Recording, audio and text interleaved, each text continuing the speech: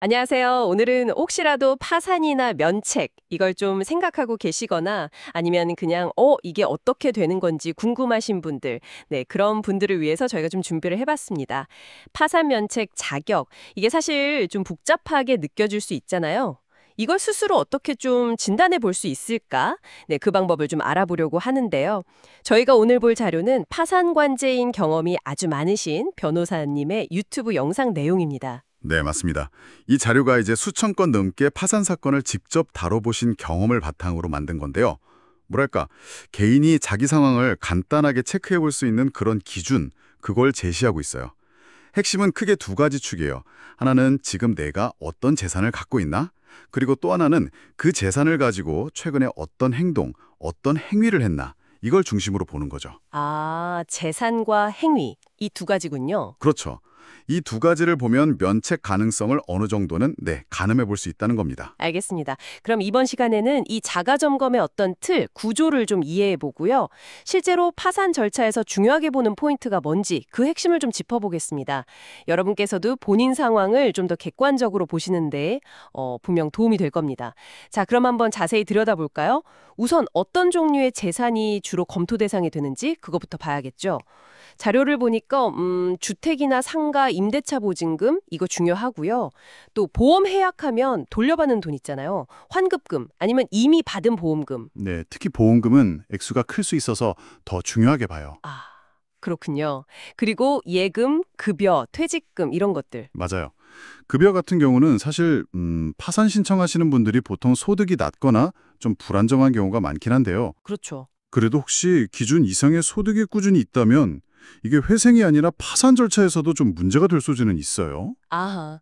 그리고 또 차량이나 뭐 기계, 재고품 같은 동산도 있고 부동산도 당연히 포함되고요. 근데 부동산은 종류가 꽤 다양해요. 그냥 일반적인 부동산도 있지만 지분만 갖고 있는 경우, 경매가 진행 중인 경우, 심지어 등기가 안 된 상속 부동산까지. 네, 다 봅니다. 와, 상속 부동산까지요? 네.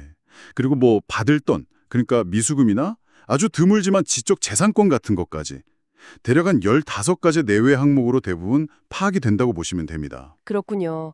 그럼 이런 재산들을 왜 이렇게 상세하게 확인하는 건가요? 그 이유는 사실 명확해요. 채권자들한테 나눠줄 돈, 즉 배당할 재원이 있는지를 봐야 하거든요. 근데 여기서 좀 흥미로운 점은 각 재산의 성격이나 가치를 평가하는 방식이 다 다르다는 거예요. 예를 들면 자동차는 연식이 오래되거나 상태 안 좋으면 가치가 거의 없을 수도 있고요. 담보가 잡혀 있는지도 봐야 하고, 아, 네네. 부동산은 또 상속 문제나 경매처럼 권리관계가 복잡하게 얽힌 경우가 많고요. 그래서 하나하나 따져봐야 하는 거죠. 알겠습니다. 재산 자체도 중요하지만 그 재산을 가지고 어떤 행위를 했는지가 또 다른 핵심 축이라고 하셨잖아요. 맞습니다. 재산을 그냥 그대로 가지고 신청하는 게 사실 제일 깔끔하죠. 근데 최근 한 1, 2년 사이에 몇 가지 특정 행위를 했다면 이건 좀 면밀히 검토를 하게 됩니다. 예를 들면 어떤 행위들인가요? 일단 재산을 판 경우, 즉 매각이죠. 팔았으면 그 돈 어디에 썼는지, 뭐 빚 갚는 데 썼는지, 생활비로 썼는지, 아니면 가족한테 줬는지.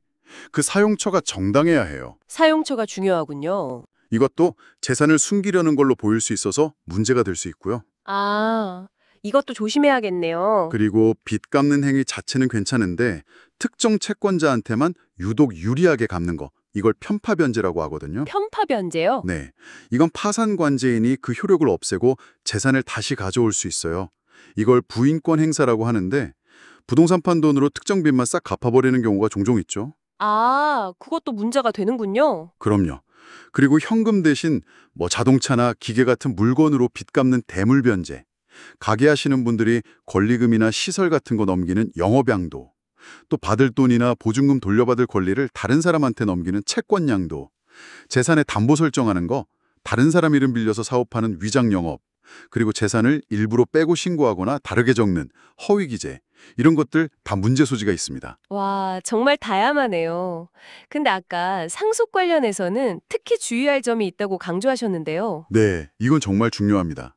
상속재산에 대해서 법원에 정식으로 상속 포기 신청을 해서 결정을 받는 건 괜찮아요. 그건 법적인 절차니까요. 네. 근데 상속인들끼리 그냥 합의해서 나는 안 받을게 하고 지분을 포기하는 거. 이걸 상속재산 협의 분할이라고 하는데 이건 법적으로 완전히 달라요. 다른 건가요? 네.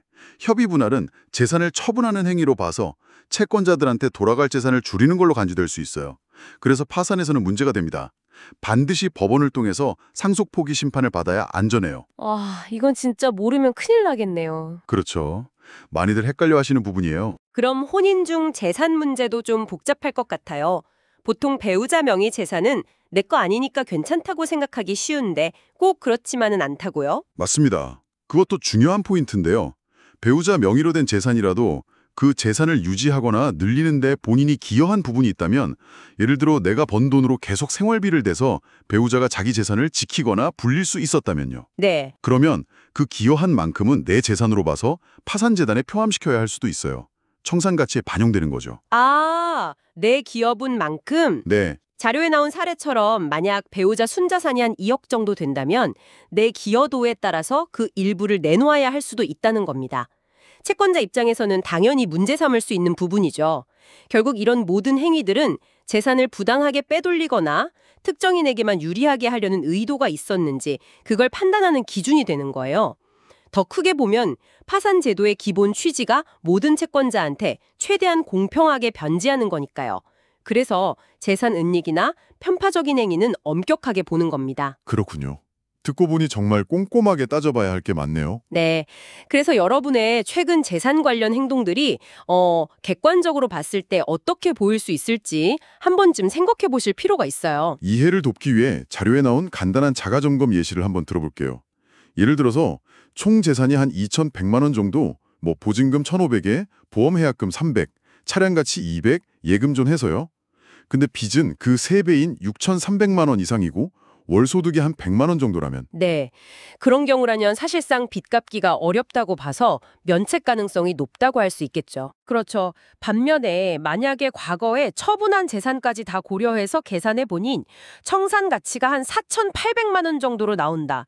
예를 들어 예전에 판 보증금 3,500에 보험 해약금 1,000, 차량 가치 300, 이렇게요. 네, 그런 경우라면 이제 빚 규모에 따라서 보험금이나 차량가치 일부를 현금으로 만들어서, 즉 환가해서 채권자들에게 나눠줘야 할 가능성도 좀 염두에 두어야 합니다. 환가 가능성까지 고려해야 하는군요.